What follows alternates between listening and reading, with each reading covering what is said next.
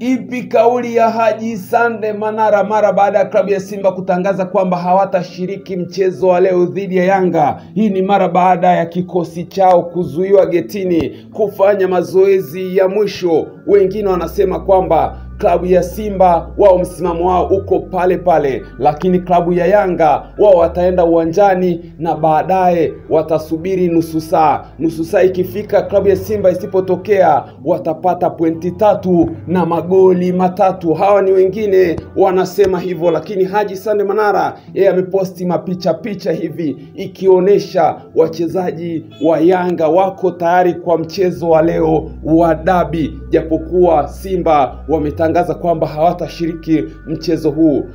Haji Sande Manara yeye ameposti mipicha na kuandika mipicha ya kutisha. Hata kama ungekuwa wewe ndio kiongozi wa Makolo, usingeleta timu leo. Nyuma kumeenea na mbele kwa moto bala. Last week nilimsikia mmoja wao akiongea mahali eti mechi huenda isiwepo kwa kuwa itaonyesha mvua kubwa sana Ijumaa na Jumamosi hii. Nikamuuliza ni lini umekuwa mtabiri wa hali ya hewa? Akanijibu kiumahuma chale hivi. Majuzi wakamtuma mzee Azimu achafue hali ya hewa kwa kumkataa refari la dunia Ahmed Yarajiga. Yote ilikuwa ni kutafuta sababu ya kuunga na leo. Walistuka wakaona tunaenda kukandwa kwa mara ya 5, ila bora wasije tu, maana safari hii zingefika 8 au 9. Hii ni nukuu ya Haji Sande Manara akimalizia kwamba bora wasinge kuja,